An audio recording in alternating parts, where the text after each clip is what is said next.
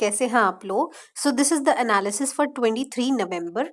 ठीक है, 22 को क्योंकि संडे था तो इसीलिए 23 नवंबर का एनालिसिस है। थोड़ा सा डिले हो गया है as I was busy in my research work and I am sorry about that. So but हम स्किप नहीं करेंगे। सो 23 नवंबर का देख लेते हैं, फिर 24 नवंबर का आ जाएगा थोड़ी देर में।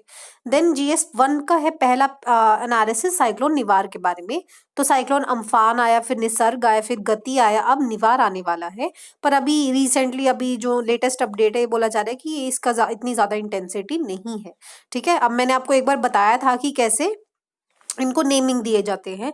ठीक है, जो इंडियन ओशन के आसपास बॉर्डरिंग नेशंस है ना, वो अपने अपने नाम सजेस्ट करते हैं।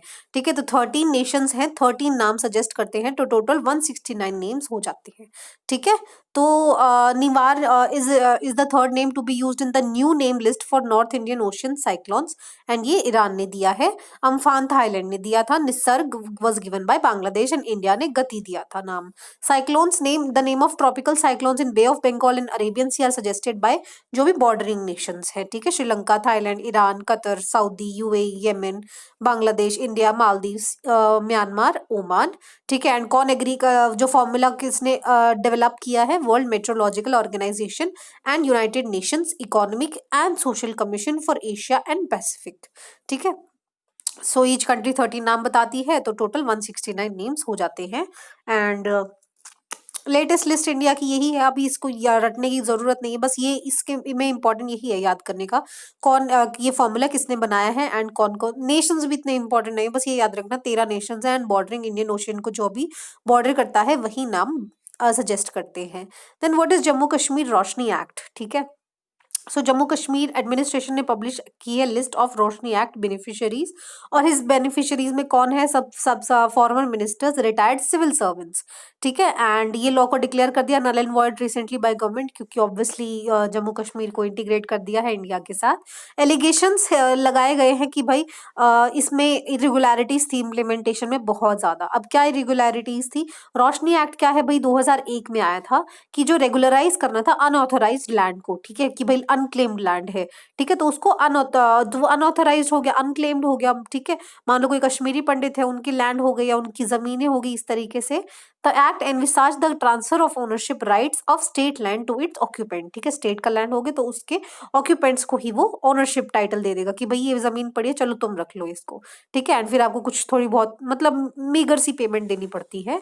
Government said that revenue generated would be spent, तो जो रेवेन्यू दिया जाएगा तो वहां पे हाइड्रो इलेक्ट्रिक पावर प्रोजेक्ट्स को चलाने में काम आएगा। ठीक है, एंड इसीलिए इसका नाम रोशनी एक्ट गया था।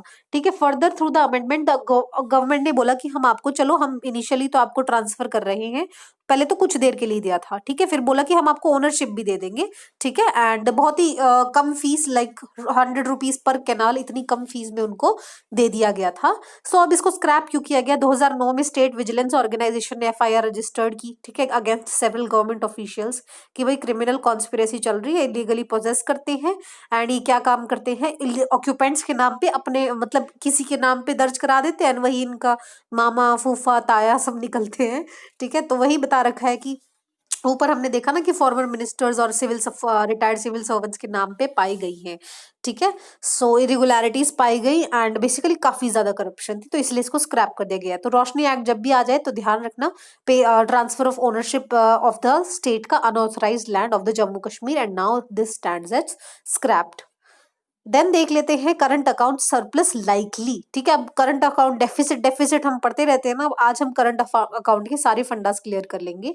ठीक है, सो इंडिया में record a current account surplus in financial year 21। ठीक है, क्योंकि हमारे इंपोर्ट्स में मॉडरेशन है। बात ये है कि हम आत्मनिर्भर आत्मनिर्भर कर रहे हैं ना, इसलिए हम ज्यादा इंपोर्ट नहीं कर रहे हैं। मोस्टली हमारा क्रूड ऑयल का इंपोर्ट भी थोड़ा कम हुआ है ड्यू टू द ये लॉकडाउन वाले फेज में। तो टेपर टेंट्रम्स क्या हो रहा है? ये बोल रहे हैं crisis is different from the world, जो वर्ल्ड ने विटनेस किया था during the taper tantrum. Taper tantrum क्या हुआ था 2013 में?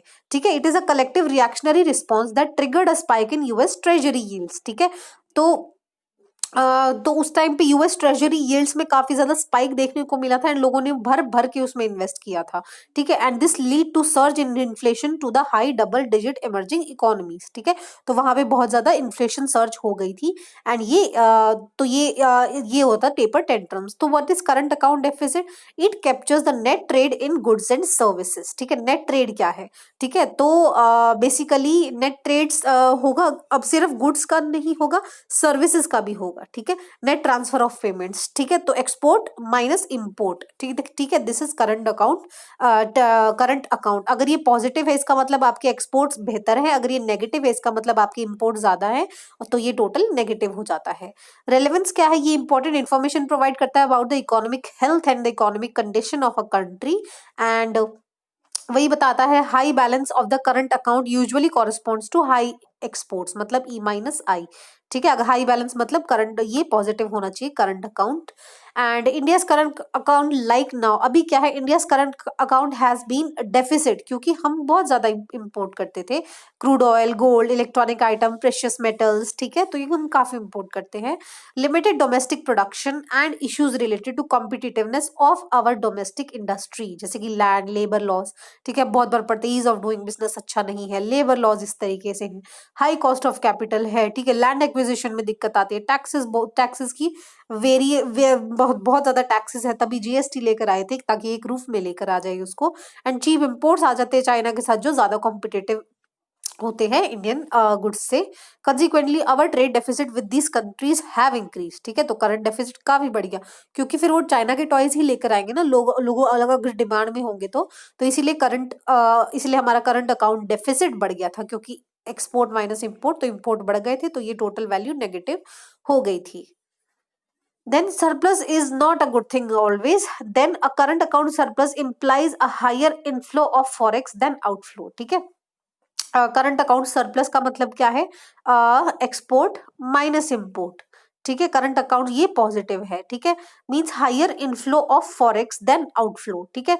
तो फॉरेक्स रिजर्व्स बहुत ज्यादा आपकी उसमें आ रही हैं। कैसे आएंगे? ये पॉजिटिव है, इसका मतलब हमारे एक्सपोर्ट ज्यादा है। अब एक्सपोर्ट ज्यादा होंगे तो वो पेमेंट हमें डॉलर्स में ही करेंगे ना, तो वो डॉलर्स में कर रहे हैं पेमेंट, तो ये डॉलर्स हमारी कंट्री में आ रहे हैं, इसका मतलब फॉरेक्स रिजर्व्स आ रहे हैं, ठीक है। It helps with an increase in reserves which is critical for maintaining financial and external sector stability, ठीक है। तो वही बता रखा है कि करंट सिचुएशन में current account is coming from lower level of imports.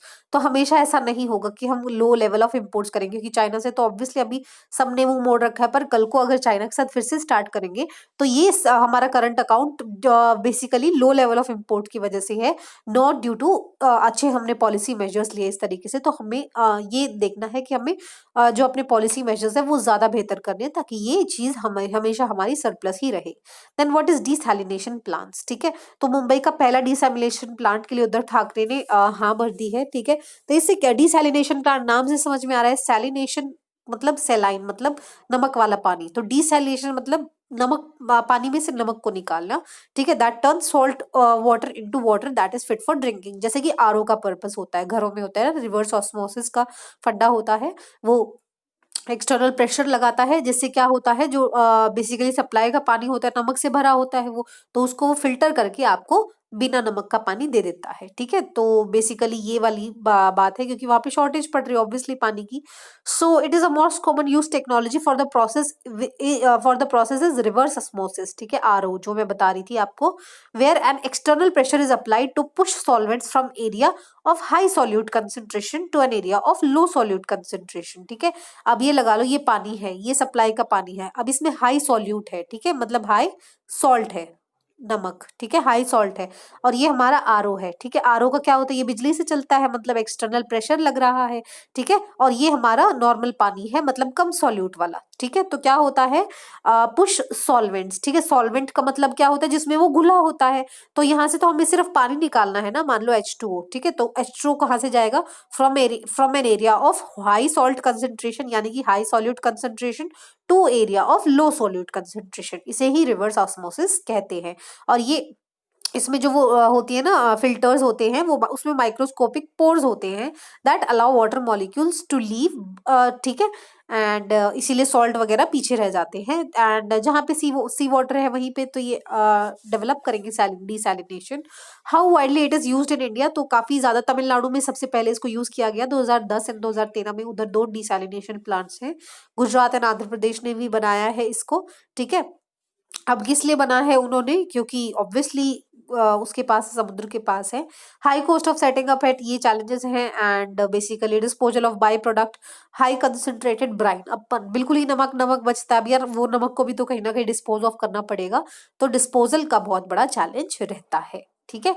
Then is about ISRO का शुक्रयान, ठीक है। अब शुक्र वाला कौन सा ग्रह होता है, वीनस, ठीक है, जिसे ट्विन सिस्टर कहते हैं अर्थ का, हमारे अर्थ जैसा ही ये बिहेव करता है, दिखता भी है, ठीक है। तो शुक्रयान, तो it is a mission to study Venus for more than 4 years, ठीक है। तो अब कोई भी मिशन जाता है ना, उसकी 4-5 बेसिकली सबके सेम ही काम होते हैं। सबसे पहले तो उसके स्ट्रक्चर को स्टडी करेगा, किस से मटेरियल से बना है, एंड डायनामिक्स उसके एटमॉस्फेयर के। दूसरा क्या देखता है, सोलर विंड के साथ उसकी किस तरीके की इंटरेक्शन होती है, ठीक है। एंड तीसरा क्या देखता है, उसकी surface processes and shallow subsurface, basically surface देखिएगा किस तरीके का है। Satellite is plans to be launched in the GSLV Mark 2, तो Mark 3 नहीं, Mark 2 में MK2, ठीक है। तो why study Venus, Venus is often described as twin sister of earth because of the similarity in size, mass density and bulk composition and even gravity. It is believe that both planet share common origin formed at the same times but condensing nebulosity out of basically 4.5 billion years ago बनी थी, हमारी अर्थ भी तभी बनी थी। Venus is around 30% closer to the sun as compared to Earth, resulting in much high solar influx, ठीक है। तो वहां पे इंटरेस्टिंग रहेगा जानना कि सोलर फ्लेयर्स पे ये कैसा बिहेव करता है। देन देख लेते हैं ये चांग ए लूनर मिशन के बारे में है, ठीक है। तो ये देख लो लॉन्च साइट इसकी यहाँ पे है, when Chang space launch site, ठीक है। लॉन्ग मार्च 5Y5 पे इसको ये लॉन्च व्हीकल है, यहाँ पे ये मून पे लैंड करेगा, ठीक है। मेजर टास्क क्या है, 2 kg ऑफ डेब्रिस लेके आएगा ताकि वो उस पर स्टडी करा जा सके, ठीक है। एंड क्योंकि humanity hasn't return sample from the moon since 1976, पहले लेकर आते थे पर अभी ऐसा कुछ नहीं हुआ है ना सिंस 1976, ठीक है। तो ये चाइना की बेसिकली 5 फर्स्ट हो जाएगी चाइना की स्पेस हिस्ट्री में, तो चाइना की स्पेस हिस्ट्री में है, याद रखना। First collection of samples from celestial body, तो पहले कलेक्ट हो चुके हैं मून से पर चाइना पहली बार करेगा। First time probe take off from the surface of celestial body, तो चाइना पहली बार वापस लेकर आ रहा है, ठीक है। अनमैन्ड जा रहा है पहली बात, ठीक है। तो ल्यूनर ऑर्बिट में डॉकिंग करेगा, वहां पे रुकेगा, एंड अनमैन्ड है, ठीक है। तो कोई भी ह्यूमन नहीं जा रहा। First return to earth with samples in escape velocity, escape velocity क्या होती है, ऐसी वेलोसिटी जिससे आप एक सेलेस्टियल बॉडी की ग्रेविटेशन फोर्स या फिर अट्रैक्शन से को आप ओवरकम कर सको। मान लो आप 50 मीटर पर सेकेंड की उस पे घूम रहे हो इसके अराउंड, तो आप इसी की ग्रेविटेशन में अट्रैक्टेड रहोगे। यही अगर 100 हो जाता है तो आप किसी ग्रेविटेशन को छोड़ के निकल जाओगे, that is escape velocity. Then first research and analysis of moon sample, तो ये चाइना के फर्स्ट 5 हो जाएंगे in the space history. So Chang'e A5 probe, it is unmanned spacecraft launch by China recently, ठीक है। तो चाइनीज की जो मून गॉडेस है उनके नाम पे है। 4 पार्ट होंगे, ऑर्बिटर जो ऑर्बिट करेगा, रिटर्नर वापस आएगा, असेंडर एंड लैंडर, लैंडर फिर घूमेगा और वहां से सैंपल इकट्ठा करेगा। It brings back lunar rocks, first attempt by any nation to retrieve samples from moon in 4 decades, ठीक है। 40 साल हो गए हमें कुछ सैंपल्स लेके आए हुए, ठीक है। And US and Soviet union के बाद चाइना ऐसा थर्ड कंट्री होगा जो सैंपल वापस लेके आएगा। वही मून की ओरिजिन, फॉर्मेशन, वॉल्केनिक एक्टिविटी के बारे में हमें पता लग जाएगा। आइडेंटिफाइड लोकेशन बता दिया मैंने आपको, ये मून का ये वाला यहाँ वाले हिस्से में ये लैंड करेगा, ठीक है। सो ये फर्स्ट 5 फर्स्ट हो जाएंगे चाइना की स्पेस हिस्ट्री में, ये मैं आपको बता चुकी हूँ क्या होती है escape velocity. Then is about Pangda village, so it is a new border village build by China, ठीक है। So village is located on the territory disputed by China and Bhutan. हमने कुछ दिनों पहले, कुछ महीनों पहले हमने ये पढ़ा था कि चाइना भूटान की जो साक्तेंग वाइल्ड लाइफ सेंचुरी है उस पर अपना क्लेम कर रहा है, वो बोल रहा है कि ये तो डिस्प्यूटेड साइट है, ठीक है। एंड यहाँ पे आप देख सकते हैं इधर China and Bhutan, location of the village क्या है। अब ये इंडिया, चाइना और ये भूटान है ना, तो लोकेशन ऑफ द विलेज इधर है, ठीक है। भूटान के है तो भूटान के अंदर ही, but still China is saying ये हमारा हिस्सा है। China media said that village had 27 households and वही बेसिकली उन्होंने बिल्ड कर दिया है एक इस तरीके का विलेज। डोकलाम में क्या हुआ था, in the Doklam face of that had taken place in the territory जो भूटान को बिलोंग करती है and which had border and Bhutan का तो obviously border security arrange agreement है इंडिया के साथ। चाइनीज वाले क्या करना चाहते हैं, डोकलाम के थ्रू, ये देखो डोकलाम इधर है ये वाले जो मैप में, ये इंडिया है, ठीक है, ये भूटान है, ठीक है, तो इधर है डोकलाम, इधर है डोकलाम प्लेट्यू। सो यहाँ पे पड़ता है ये है, सॉरी ये है डोकलाम प्लेट्यू, सो ये भूटान का ही पार्ट में आ जाता है एंड यहाँ पे चाइनीज वाले अपना क्लेम कर रहे थे, ठीक है। तो यहाँ से क्योंकि फिर वो सिलीगुड़ी पे चले जाते, वो जो चिकन नेक है इंडिया की इधर सिलीगुड़ी है, ठीक है, तो इसीलिए वहां पे वो जाना चाहते थे। So the Siliguri corridor and it is practically an eye to eyeball standoff which ended in the view of China hosting BRICS and India refused to back down, ठीक है। तो ये बेसिकली अभी तो एंड हो गया है, बट आप थोड़ा देख लेना कि पांगड़ा जो विलेज है वो बेसिकली चाइना ने न्यू बॉर्डर विलेज जो बिल्ड किया है। Then is about Abhayam app. Abhayam app किसकी है भाई, A for Andhra, A for Abhayam, ठीक है। मोबाइल ऐप है that help women and children travelling in taxis and auto rickshaws, ताकि वो रेज अलार्म रेज कर सके in case of any emergency, ठीक है। जैसे कि निर्भया जो केस हुआ था, ठीक है, उधर अगर उस समय इतनी अच्छी टेक्नोलॉजी होती तो अब वो अनफॉर्चुनेट इंसिडेंट ना होता। To be operated by transport department, the Abhayam app will help women in alerting police by pressing the panic button in event of any landing in the trouble. Then about NCMC, National Crisis Management Committee for effective implementation of relief measures in the wake of natural calamities. जब क्या कहते हैं उसको, वातावरण आपदा, इस तरीके की आपदा आ जाए, ठीक है, तो रिलीफ मेजर्स के लिए गवर्नमेंट ऑफ इंडिया ने नेशनल क्राइसिस मैनेजमेंट कमेटी बिठाई है, ठीक है, का गठन किया है, ठीक है। कैबिनेट सेक्रेटरी इसके चेयरमैन है। कैबिनेट सेक्रेटरी क्या है, highest level of IAS officer, ठीक है। Other member secretary of all concern ministries and department as well as organisations are the members of this committee. ये डायरेक्शन देती है क्राइसिस मैनेजमेंट ग्रुप को, ठीक है, कि भाई इस तरीके से आपने काम करना है, ठीक है। Then is about Atal faculty development programme, तो नाम से समझ में आ रहा है फैकल्टी के डेवलपमेंट के लिए है, ठीक है। तो 46 online AICTE training and learning academy faculty development programme basically online चालू कर रहे हैं ताकि वो टीचर्स को ट्रेन कर सके of higher education institutions associated with All India Council of Technical Education, ठीक है। तो हायर एजुकेशन इंस्टीट्यूट्स जो कॉलेजेस है, यूनिवर्सिटीज है, तो उससे जो एसोसिएटेड है, जैसे कि ट्रेनिंग इंस्टीट्यूट्स हैं, तो उनको बता सके कि भाई इस तरीके से आप टेक्नोलॉजी को हार्नेस कर सकते हो, ठीक है। मेन ऑब्जेक्टिव क्या है, क्वालिटी टेक्निकल एजुकेशन प्रोवाइड करेगा अटल एकेडमी, ठीक है, in the country to promote research and entrepreneurship through training in various emerging fields, ठीक है। तो टेक्निकल एजुकेशन की क्वालिटी बेहतर करने के लिए, एंड रिसर्च लैब तो है ही ऑर्गेनाइज उसमें। There is about G20 summit convened by Saudi Arabia in a virtual format. So it तो ये बोला गया 2023 में भाई इंडिया होस्ट करेगा इसको, एंड ये मैप बहुत इंपॉर्टेंट है, ठीक है, क्योंकि अभी ही क्वेश्चन आया था इसी साल G20 में कौन कौन से मेंबर्स होते हैं। So this is the G7। आप वीडियो पॉज करके देख सकते हैं। G7 में ये कंट्रीज आते हैं। G7 में कौन से आते हैं, सबसे ज्यादा जो super developed economies and basically high income वाली है, US, UK, Japan, Italy, Germany, France, Canada, ठीक है। G8 में आ जाएगा रशिया। G20 में फॉर कौन आ जाएंगे, Argentina, Australia, Brazil, China, European Union, India, Indonesia, Mexico, South Africa, South Korea and Turkey, ठीक है। So this you have to remember, ठीक है। So this was it for today's discussion. I hope you like it and thank you so much for watching.